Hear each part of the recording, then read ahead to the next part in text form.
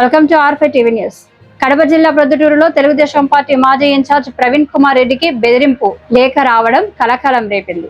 గుర్తు తెలియని వ్యక్తులు తప్పుడు అడ్రస్ తో 4 పేజీల లేఖను స్పీడ్ పోస్ట్ ద్వారా పంపినట్లు సమాచారం. లేఖలో తన తండ్రి పెద్ద వీరారెడ్డిని హత్య చేసినట్లే తనను కూడా చంపేస్తామని బెదిరించినట్లు ప్రవీణ్ కుమార్ రెడ్డి తెలిపారు.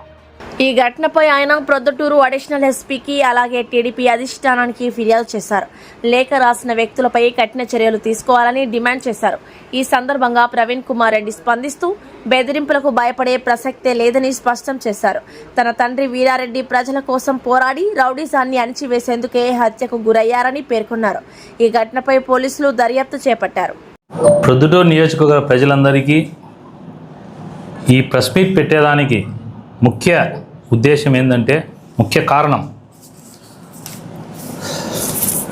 ఒక తప్పుడు పేరు, తప్పుడు ఫోన్ నెంబరు, తర్వాత లోపల ఈ కంటెంట్తో ఒక స్పీడ్ పోస్ట్ పంపించినాడు. అదే పంపించిన వ్యక్తి పేరు అయితే ఆర్ ఈశ్వరెడ్డి అని రాసినాడు. బృందావన్ అపార్ట్మెంట్, గోకుల్ నగర్, కొరపాడు రోడ్ అన్నాడు. సరే, అడ్రస్ తప్పు ఉంది, వెరిఫై చేసినాం. మొబైల్ నెంబరు తప్పు ఉంది, వెరిఫై చేసినాం. దీంట్లో ఉండండి కంటెంట్ మొత్తం అంతా ఒక 4 పేజీలు కంటెంట్ రాసినాడు.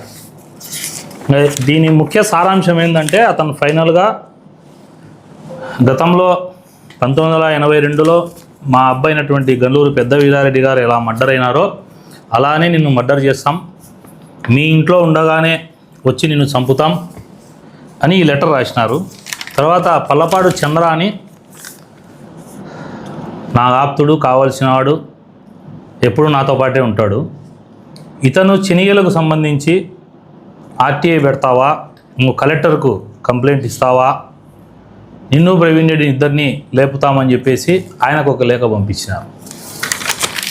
నేనేమంటున్నా అంటే, ఇంకా 1980 రాజకీయాల్లో కొందరుండి ఫ్రస్ట్రేషన్లో డిప్రెషన్ లేకపోయి అప్గ్రేడ్ కాలే.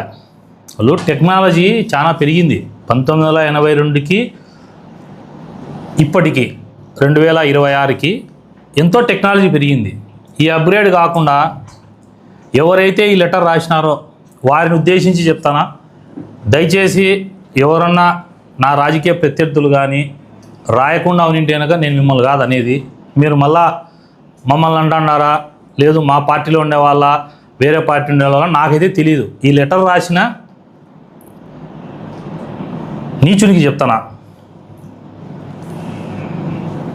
అరే నాయన గుంటనక్క, ఎవరైతే లెటర్ రాసినావో గుంటనక్క, నీకు చెప్తానా, ఇట్టా లెటర్లు రాసే భయపడే వంశం కాదు నాది. ఆ లెటర్లో నా వంశాన్ని కించపరుస్తా రాసినావు కాబట్టి చెప్తాడా.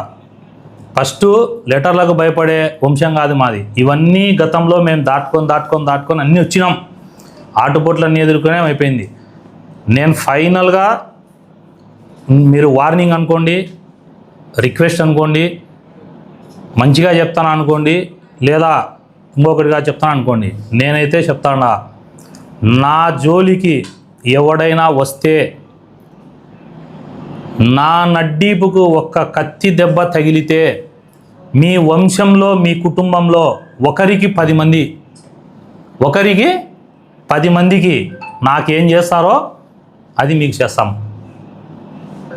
ఓపెన్గా చెప్తానా. ఎందుకు చెప్తానా అంటే, లెటర్లు రాసి దొంగ పేర్లతో, దొంగ ఫోన్ నెంబర్లతో, దొంగగా పోయి కెమెరా లెన్స్ ఆట పోస్టులు చేయించి నీచమైనోడు ఆ పని చేస్తాడు. దమ్ముంటే, ధైర్యం ఉంటే నీ ఫేస్బుక్ ఐడిలో పెట్టు ఆ లెటరు, లేదు నీ ఫోన్లోంచి వాట్సాప్లో నుంచి పొద్దుటూరు గ్రూపుల్లో పంపి. ఎవడైతే ఈ లెటర్ రాసిన గుంట నక్క వానికి చెప్తాడా, ఇంట్లో మీ కుటుంబ సభ్యులు ఈసారి కన్నా నాకు లెటర్ రాస్తే ఇంట్లో మీ కుటుంబ సభ్యులకు రిక్వెస్ట్ చేస్తాను, వాళ్ళ కుటుంబ సభ్యులకు ఆ గుంటన్నక్కకు అన్నం పెట్టేటప్పుడు అతనికి చెప్పండి, మనం ఏం కర్మ చేసినామో, ఏం పాపం చేసినామో ఈ రోజుకి మన కుటుంబాలు అనుభవిస్తున్నాం. ఇంకన్నా ఇలాంటి పాప పనులు, దుర్మార్గం పనులు మానుకోండి అని ఆ గుంటన్నక్కకు అన్నం పెట్టేటప్పుడు చెప్పండి. ఆ గుంటన్నక్క వినలేదనుకో, నెక్స్ట్ నేను మా వంశం గురించి రాసినారు కదా, మీ వంశాల గురించి మీ ఇళ్ళ వాళ్ళ గురించి రాయడం తప్పు అయినా మీరు రాసినారు కాబట్టి నేను రాసి లెటర్లు మీ మాదిరి